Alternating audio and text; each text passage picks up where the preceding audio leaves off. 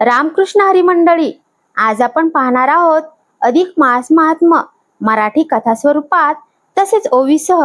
या महात्म्याचे श्रवणाने व पठणाने अधिक पुण्यफल प्राप्त होते। या अगोदर आपण अध्याय 1 ते 12 पाहिले आहेत। आज आपण अध्याय 13वा पाहणार आहोत। चला तर मग भगवान श्री कृष्णाला वंदन करून अध्यायाला सुरुवात करू। तुम्हाला जर आजचा व्हिडिओ आवडला तर कमेंटमध्ये नक्कीच जय श्री कृष्ण लिहायला विसरू नका। जय श्री कृष्ण। दिवा मालविण्याचे फळ। अध्याय 13वा। भगवान विष्णू लक्ष्मीला म्हणाले, अधिक मासात देवाजवळ दिवा लावल्याचे पुण्य किती असते ते मी तुला सांगितले। आता तो दिवा जर मुद्दाम मालविला तर त्याचे फळ किती भयंकर असते याबद्दलची एक कथा सांगतो। पूर्वी मथुरा नगरीत शाकली नावाचा एक सदाचारी गृहस्थ होता। त्याला 2 बायका होत्या, थोरली विमला आणि धाकटी सुशीला। त्या दोघीही धर्मपरायण तसेच पतिपरायण होत्या। एके दिवशी सुशीला यमुना नदीवर पाण्यासाठी गेली, तो तेथे खूप लोक स्नानासाठी जमले होते। घरी आल्यावर सुशीलेने पतीला विचारले, नाथ, आज अशी कोणती पर्वणी आहे की अनेक लोक तीर्थस्नानासाठी यमुनेवर आले आहेत? त्यावर शाकली म्हणाला, प्रिये, आजपासून महान पुण्यकारक अधिक मास सुरू होत आहे। या पुरुषोत्तम मासात स्नान दानादी व्रत नियमामुळे मोक्ष प्राप्ती होते। शिवाय या महिन्यात देवाजवळ अखंड दीप तेवत ठेवला तर विशेष असे सुख समाधान, शांती आणि कांती प्राप्त होते। मग हे नाथ, मी ते दीपपूजेचे व्रत करू का? सुशीलेने विचारले। शाकलीने तिला स्नानाचा विधी आणि देवाजवळ दिवा अखंड तेवत ठेवण्याचा विधी तपशीलवार सांगून तिला ते व्रत करण्याची परवानगी दिली। पतीने सांगितल्याप्रमाणे सुशीलेने स्नान करून देवाजवळ दिव्याची स्थापना विधीपूर्वक केली आणि मग तो दिवा अखंड तेवत राहील याची ती जीवापाड काळजी घेऊ लागली। आपल्या सवतीने ते दिव्याचे व्रत सुरू केले आणि त्यामुळे तिला सुखशांती आणि कांती प्राप्त होईल। मग आपले काय, मी थोरली, माझे महत्व अशा विचारांनी विमलेचा सवती मत्सर जागा झाला। सुशीलेच्या त्या दीपव्रताचा भंग जर केला तर तिला पाप लागेल, अशा दुष्ट विचाराने ती विमला ते उपाय शोधू लागली। मग एके दिवशी घरात कोणी नाही अशी संधी साधून विमलेने देवाजवळील त्या तेवत्या दिव्यातील तेल हळूच काढून टाकले। दिवा मंदावला आणि विझला। घरी आल्यावर सुशीलेने ते पाहिले। ती घाबरली। अगं बाई, तेल संपले की काय असे म्हणून तिने पुन्हा समय भरून तेल घातले, दिवा लावला। दुसऱ्या दिवशी सुशीला बाहेर गेल्याची संधी साधून विमलेने त्या दिव्यातील वातच काढून टाकली। मग सुशीलेला वाटले, वात उंदराने नेली की काय। तिने पुन्हा वात घालून दिवा तेवत ठेवला। तिसऱ्या दिवशी विमलेने तोंडाने फुंकर मारून तो दिवा विझविला। सुशीलेला वाटले, जोराच्या वाऱ्याने दिवा विझला असेल। पुन्हा तिने तो दिवा पेटविला आणि अखंड तेवत ठेवला। आता मात्र सुशीला त्या दिव्यावर सतत नजर ठेवून तो सदैव तेवत राहील याची काळजी घेऊ लागली। त्यामुळे दिवा मालविण्याची विमलेला संधीच मिळेना। मात्र ती त्या सवतीच्या दीपसेवेच्या पुण्याईचा द्वेष करून मनात सतत कष्टी राहायची। पुढे हळूहळू सुशीलाला नवे तेज येऊन ती संसारात सुखी झाली आणि ती दुष्ट विमला झुरून अल्पावधीतच मरण पावली। मरणानंतर तिला अनेक यम यातना भोगाव्या लागल्या। नरक यातनेनंतर तिला सर्पिन, कोल्हीन, वटवाघुळीन असे हीन जन्म मिळाले। भगवान विष्णू लक्ष्मीला म्हणाले, अधिक मासात दीप पूजा, नंदादीप या व्रताचे थोर पुण्य असते आणि त्या दीपाची अवहेलना करणे तसेच विध्वंस करणे तसेच याचे पाप महान असते। त्यावर लक्ष्मी म्हणाली, दीप विध्वंसनाची ही कथा मी ऐकली, पण माझे समाधान झाले नाही। दीप पूजेचे महत्त्व सांगणारी आणखी एखादी कथा सांगून मला धन्य करावे। मग श्री विष्णूंनी तशी कथा लक्ष्मीला सांगितली। ती पुढे 14व्या आणि 15व्या अध्यायात ऐकावी।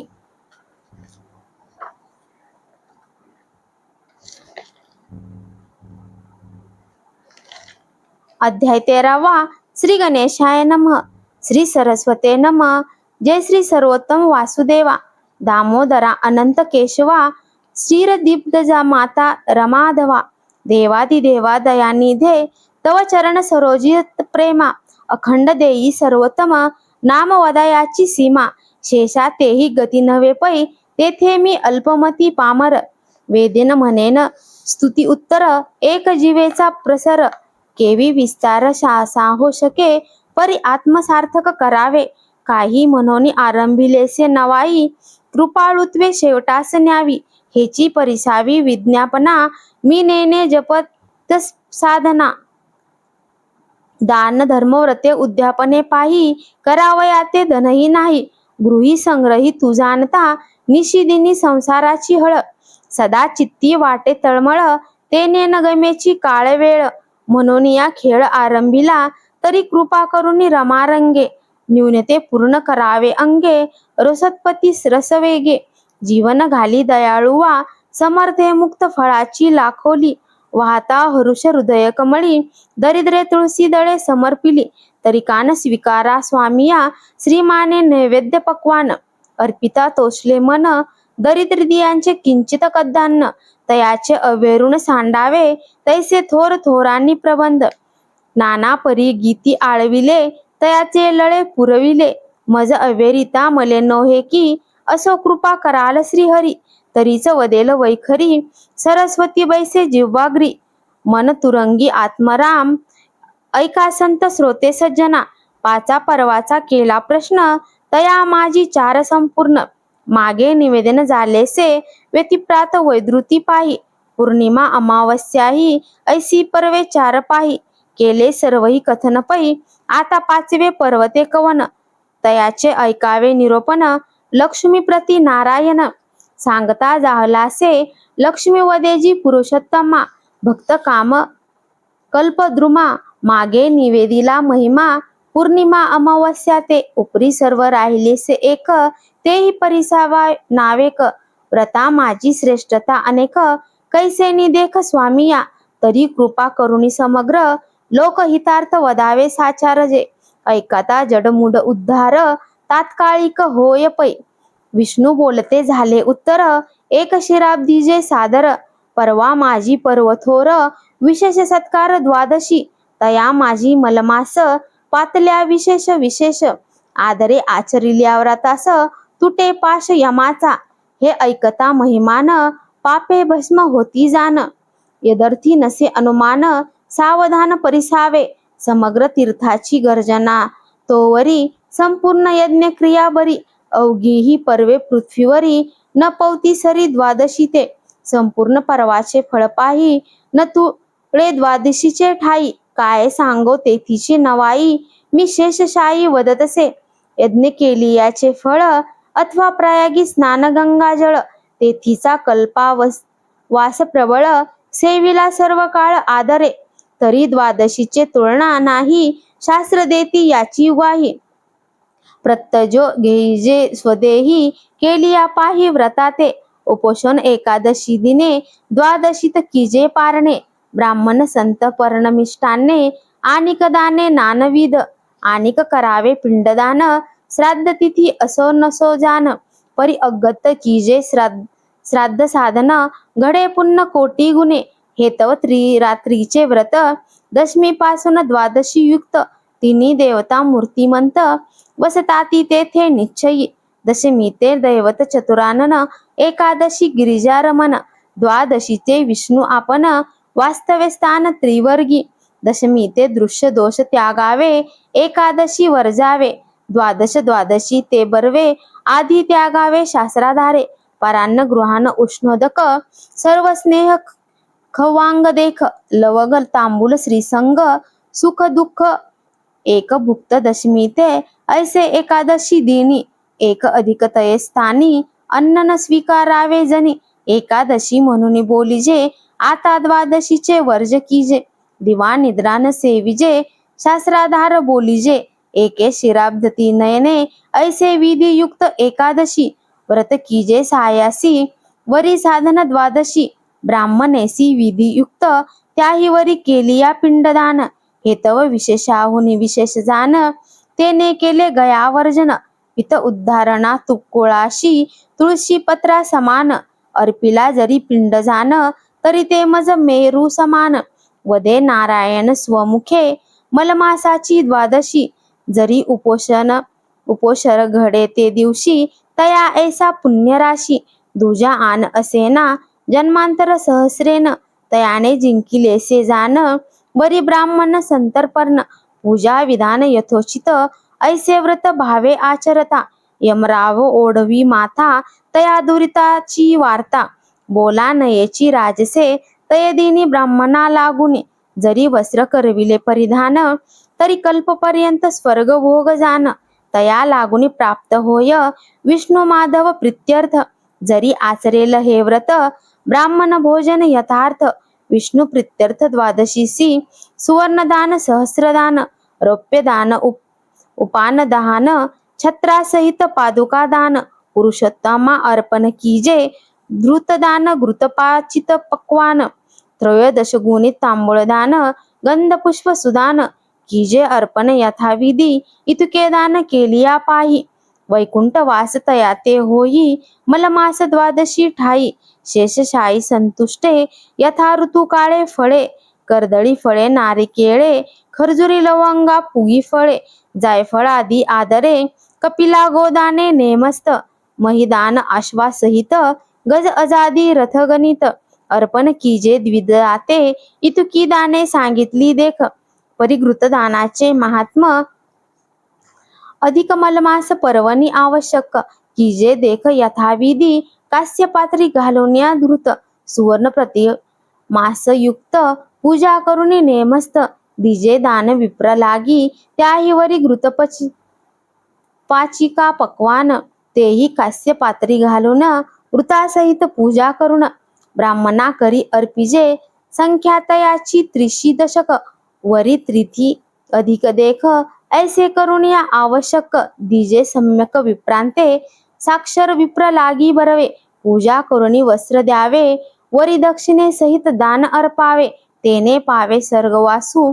द्वादशी दिसे दुजे पर्व, काशी ऐसे क्षेत्र अपूर्व, तीर्था माझी विशेष गौरव, प्रयागराज जाणिजे, द्वादशी केलिया अन्नदाने, कोटीमुळे उद्धरली तयाने, नरकी तारिले पितृगण, एक महिमान शुभानने, सकळ दाना माझी वरिष्ठ, अन्नदान अतिश्रेष्ठ, मनोनी महिमा उत्कृष्ट, वर्णिला श्रेष्ठ पुराणी, असाक्षी भोजन द्वादशी, तया ऐसा न देखो दोषी, अनुकूल असे ज्या समयासी, तेची ब्राह्मणासी अर्पिजे, चित्त आशे ते न धरावे, भगवंती विन्मुख न व्हावे, अतिथी विन्मुख नसावे, वित्त असोनी जवळीक, सर्वांचे अंतर हृदगत, स्वये जाणे त्रैलोक्यनाथ, तया ते करिता वंचनार्थ, पावे अघात रोकडा, या लागी उत्तम अथवा मध्यम, सकळ स्रोती धरिजे नेम, भोवती मार्ग हा सुगम, निर्मुन ठेविला अनंते, ए विषयी इतिहास पुरातन, होऊन ऐकिजे सावधान, पूर्वी सूर्यवंशी राजा पुण्यवान, अंबरीश जान नाम तया, सार्वभौम्य सर्वावरिष्ठ, तपोबळे अति उत्कृष्ट, अतिधैर्य गांभीर्य श्रेष्ठ, भक्ती एकनिष्ठ जयाची, प्रजे लागी अति कनवाळू, विप्रा लागी परम स्नेहाळू, रिपुद्रमा लागी जैसा काळू, कृतावंत तयाते परम धर्मिष्ठ हृदयी, आड काठी कवनाते नाही, व्रत नेम उद्धापने पाही, सदा सर्वदाही चालवित, विन्मुख नव्हेची कवनाते, मागितले अर्पितसे त्या ते, अपत्यापरी मागत्या ते, लळे त्याचे पूर्वित, ऐसे असता वरिष्ठ, द्वादशी नेम अचाट, ज्ञानयोग पै, तरी नातुळे द्वादशी समता, ऋषी देव गंधर्वादी तत्वता, आचरिला व्रतावंध, सर्वथा जे झाले, व्रत आचरला चतुरानन, कुबेरासहित सिद्धगण, तयाचे प्राप्त झाले पद निर्वाण, अक्षयी भानू तोवरी पावे, स्वये वासवा तू ते पाही, इंद्रपद लादले पूर्ण कमाई, येती व्रत प्रभावे पाही, अधिपसुर गणाते, यमधर्म आचरे व्रत, ते पद झाले तरी प्राप्त, साधन द्वादशी कैलासनाथ, स्वये आचरे व्रताते, ऐसे ते व्रत अतिश्रेष्ठ, आचरते नृपराव, असे हो पदरी तयाचे साह्य श्रीहरी, व्रत निरंतरी चालतसे, वरिष्ठ तया अपाव करावयाचे कष्ट, कवन कष्ट करू शके, जयाचे पुण्य सामग्री, पूर्ण असे हो पदरी, तया ते साह्य श्रीहरी, व्रत निरंतरी चालतसे, या लागी अमरनाथा न प्रवर्ते ऐसिया घाता येणे दुरिताची वार्ता अंगी सर्वथा बाणेल पै ऐकता ऋषीचे उत्तर देवेंद्रे केला नमस्कार उपावन सूचे अनुमात्र पद स्वतंत्र नराहेची या लागी गुरुवर्या पाही एक वेळ तेथवर जाई कळेल तैसी करा नवाई पद अक्षयी राहे जेणे ऐसे एकता वचनाते ऋषी विचारी अंतराते म्हणे जाऊनी पाहून रूपाते पुण्यपुरुषाचे दर्शन दुर्वासा ऐसा सत्पुरुष परिमतीते तात्काळ भरंश जया संगती संगदोष धरिला हव्यास मानसी धीरवान ज्ञानवान पाही सुशीळ जरी जाहला देही तरी संगती संगदोष पाही ती पालटे तयाची म्हणून या सत्संग धरावा दुर्जन संग तो त्यागावा जेणे विश्रांती पावे जीवा देवादिदेवा प्रेमा चढे आता दुर्वास ऋषीराओ ऐकून शिष्य समुदाओ नपुनिया वासो निघता झाला तात्काळी घेईल अंब ऋषीची भेटी तेथे होईल जे राहटी ते कथानक मराठी श्रोतिया कर्णपुटी परिसऊ जे ऐकता पाप झडे कलिकल्मश अवघे फळे श्रवण करिता रोकडे मलमास महात्म सामग्र हे श्लोकादारे वदली वाचा प्रबंध नव्हे माझे पदरचा न्यून पूर्ण करणे याचा अधिकार साचा तुम्हा ते मी तव राम संप्रदायी भिक्षा मागतो गृही गृही ती भिक्षा एकत्र एक ठाई पचवून अर्पावी द्विजाते ऐसे ते तव कविता जान कवीश्वराचे भिक्षान्न अर्थावबोध एकत्र करून श्रोतिया लागून वाटिले इतिश्री अधिक मास महात्मा ग्रंथ पद्मपुराणेचे संमत मनोहरसुत विरचित त्रयोदश अध्याय गोडहा इतिश्री त्रयोदश अध्याय। तुम्हाला आजचा व्हिडिओ कसा वाटला हे कमेंटमध्ये नक्की सांगा। तुम्हाला आमच्या चॅनलवरील व्हिडिओ पाहायला आवडत असतील तर चॅनलला नक्कीच लाईक शेअर व सबस्क्राईब करा। धन्यवाद। जय श्री कृष्ण।